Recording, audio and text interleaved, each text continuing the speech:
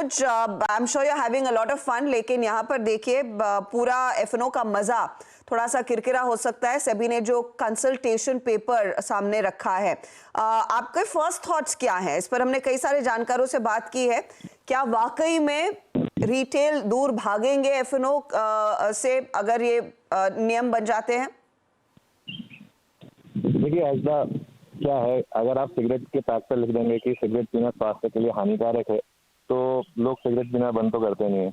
आप सिगरेट का प्राइस हर साल बढ़ता है, लोग सिगरेट पीना बंद करते नहीं है। ठीक है, ये एफएनओ इस समय लोगों को इसकी एक आदत है। अब इसमें क्या सही है क्या गलत है, इसमें जाना थोड़ा टफ है, लेकिन देखिए सेबी की अपनी डेटा पॉइंट्स हैं, सेबी का भी अपना पॉइंट ऑफ व्यू है। मैं डेटा देख रहा था जो मेरी टीम ने प्रिपेयर किए थे। मैं इसलिए देख रहा था कि हाँ, रिटेल का टर्नओवर बढ़ा है। FY18 में 65 लाख करोड़ था, अब FY24 में 117 लाख करोड़ आ गया है। लेकिन वहां से लेकर अब तक मार्केट भी पूरी डबल हो गई है और पूरे के पूरे स्टॉक्स डबल हो गए हैं।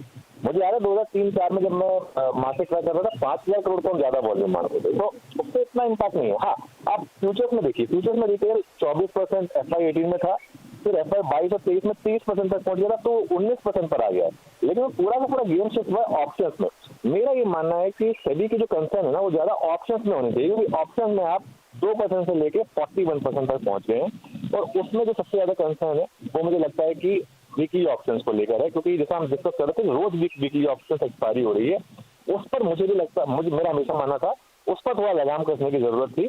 लेकिन एकदम दूसरी तरफ चले जाए हम, ये नहीं होना चाहिए। मेरा ये मानना है कि कंसल्टेशन पेपर है, सभी इसके ऊपर विचार करेगी, इस पर सभी को भी सब कंसल्टेशन आएंगे और वो एक बीच का एक रास्ता अपनाएंगे। देखिए हो क्या रहा है, एक चीज जो मुझे इसमें खराब लग रही है वो है, अगर आप अभी तो खैर इंडेक्स के ऊपर प्रपोजल है, अगर ये आगे बढ़कर स्टॉक पर भी हो गया, अगर आपने लॉट प्राइस को बढ़ाकर 20 से 30 लाख कर दिया, ट्रस्ट में इससे लोगों का लॉस बढ़ेगा, कम नहीं होगा। उसका मैं रीजन बताता हूँ।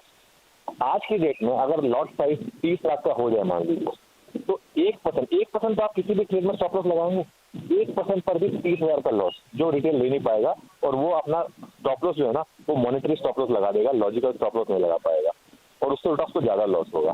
तो लॉट प्राइस मेरा भी मानना है कि ज्यादा करने के बजाय कम रखना चाहिए लॉट प्राइस। हाँ, ऑप्शंस में आप थोड़े से ये सब कर दीजिए कि ऑप्शन जब आप बाय कर रहे हैं तो उसमें आप थोड़ा मार्जिन रिक्वायरमेंट रख दीजिए। भले जो वीकली ऑप्शन में आप far out the money option में लोग 1-1 रुपए 1.5 रुपए में लॉटरी की तरह ले रहे हैं, उस पर अगर आप चाहें तो थोड़ा सा एक ये रखें कि ऑप्शन प्रीमियम के अलावा भी आपको थोड़ा सा एक मार्जिन देना होगा। ये अगर आप कर दें तो वो मेरे ख्याल से बेटर रहेगा। लेकिन इन प्रिंसिपल क्योंकि सभी के पास डेटा है कि 92% ट्रेडर्स यूज कर रहे हैं पैसा, तो ऑब्वियसली कुछ ना कुछ स्टेप उनको उठाना था और इसके लिए कंसल्टेशन पेपर आया। लेकिन मेरा ये मानना है कि थोड़ा रास्ता जो है ना बीच का लेना चाहिए। एकदम ये नहीं करना चाहिए कि बिल्कुल आप रिटेल को बाहर ही कर दें ट्रेडिंग से, ये गलत होगा मेरे ख्याल से। जैसा रामदेव साहब जी कह रहे थे जी अनुज, सॉरी टू इंटरप्ट यू, एक पॉइंट और इस पर हमने पहले बातचीत की हुई है। सेबी कह रहा है कि हर एक्सचेंज को सिर्फ एक ही वीकली कॉन्ट्रैक्ट अलाउ करना चाहिए, और हम सब जानते हैं एक दिन निफ्टी बैंक, एक दिन एक्सपायरी आपकी फाइनेंशियल्स की हो जाती है, मिड कैप की हो जाती है, उससे बहुत ज़्यादा एक्सपायरीज एक हफ्ते में आ रही थी।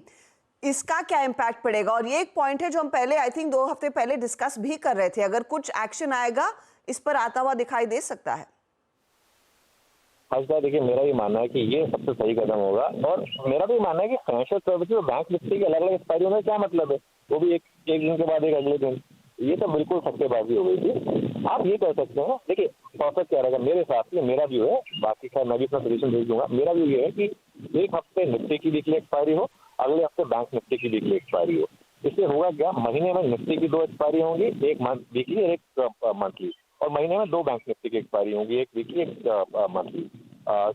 जिस हफ्ते में 5 हफ्ते आते हैं ऑब्वियसली उसमें थोड़ा सा चेंज हो जाएगा, लेकिन ये लोगों को एक परफेक्ट ट्रेडिंग अपॉर्चुनिटी देगा। अभी क्या हो गया, वीकली ऑप्शंस में फ्रैंकली वीकली ऑप्शंस पूरा सट्टेबाजी है। वीकली ऑप्शन में आजकल आपको कोई दिमाग मतलब कोई ये नहीं लगाते हैं आपकी मार्केट किस तरीके से जा रहा है, ओवरनाइट पोजीशनिंग क्या रखनी है, क्या रिस्क लेना है आपको, क्या हेज करना है आपको। ऑप्शन जब आए थे तो प्राइमरी ऑब्जेक्टिव हेज करने का था, आजकल हेजिंग तो ऑप्शन से हो ही नहीं रही है। 99.99% ऑप्शन तो डायरेक्शन ट्रेड के लिए ले जा रहे हैं, और उसमें लोग कर क्या रहे हैं, अगर 21,000 का निफ्टी है तो सीधा 21,300 की कॉल ले ली उसी दिन की 1 रुपए की, ये सोचते हैं कि 1 रुपए की 10 रुपए हो गई तो मैं निकल जाऊंगा, और वो जो सबसे ज्यादा लॉस हो रहा है ना वो इसी वजह से हो रहा है। जो एक रुपए के ऑप्शन, अब उस समय 1 रुपए लगता है, अगर आप अपना लेजर देखेंगे ना पूरे साल के एंड में, आप उसमें बहुत पैसा गंवा देते हैं। तो ये मुझे लग रहा है कि शायद एक तरीका हो सकता है अगर आप वीकली ऑप्शन एक्सपायरी को रिस्ट्रिक्ट करें। मेरा ये मानना है कि रोज के रोज वीकली एक्सपायरी और मंडे को 2 वीकली एक्सपायरी होती है, एक बीएससी की एक एनएससी की, वो मेरे ख्याल से थोड़ा सा कम करने की जरूरत है। और जैसा कि मैं पहले भी एक्सप्लेन कर रहा था, जो आजकल वीकली एक्सपायरी से मूव आ रहे हैं, आप आई थिंक कल या परसों मेरे ख्याल से एक ट्रेंडिंग मार्केट में एकदम 3 बजे कल ही हुआ था शायद, मार्केट एकदम से गिर गया। वो क्यों हुआ? वो ये सब वीकली एक्सपायरी की वजह से हो रहा है। तो इसको थोड़ा सा शायद कम करने की जरूरत है, उस पर मैं सहमत हूँ। अनुज, इम्पैक्ट सबसे ज़्यादा हाई फ्रीक्वेंसी ट्रेडर पे अगर 30 लाख का कॉन्ट्रैक्ट हुआ तो एक कॉल सेल करने में भी करीब करीब आप समझ लीजिएगा कि 6 लाख का कॉन्ट्रैक्ट हो गया मार्जिन। हाई फ्रीक्वेंसी ट्रेडर्स पे इम्पैक्ट ज़्यादा पड़ेगा इसमें, जो क्लास स्पेशली पोस्ट कोविड जिसका जन्म हुआ था। देखिए वीरू, मेरे ख्याल से उसने इतना पैसा बना लिया है और वो एक चीज तो समझ गया, वो एल्गो के हिसाब से अप्रोच कर रहा है मार्केट को। उसके लिए आप चाहे मार्जिन 10 लाख कर दीजिए, उसको फर्क नहीं पड़ेगा। फर्क यहाँ पूरा का पूरा रिटेल को पड़ने वाला है। मैं बार बार कह रहा हूँ, फर्क यहाँ पूरा का पूरा रिटेल को पड़ने वाला है। अगर आपने लॉट साइज बढ़ा दिया तो रिटेल एक तरीके से मार्केट से बाहर हो जाएगा, क्योंकि वो उतना स्टॉप लॉस रख ही नहीं पाएगा ना वीरू। अब आप देखिए, आपने खुद कहा कि 6 लाख के करीब तो मार्जिन हो जाएगा, ठीक है। 1% भी अगर मूव आ गया इंडेक्स में या स्टॉक में, तो सीधा आपका एमटीएम दिखाएगा 30,000। कहाँ से कोई रिटेल उतना वो लॉस रखेगा? और मुझे लग रहा है कि उसमें जिस तरीके से चस्का लग गया, कहीं लोग उधार लेकर ना ट्रेड करना शुरू कर दें। ये मुझे ऐसा और ज्यादा देखते हैं।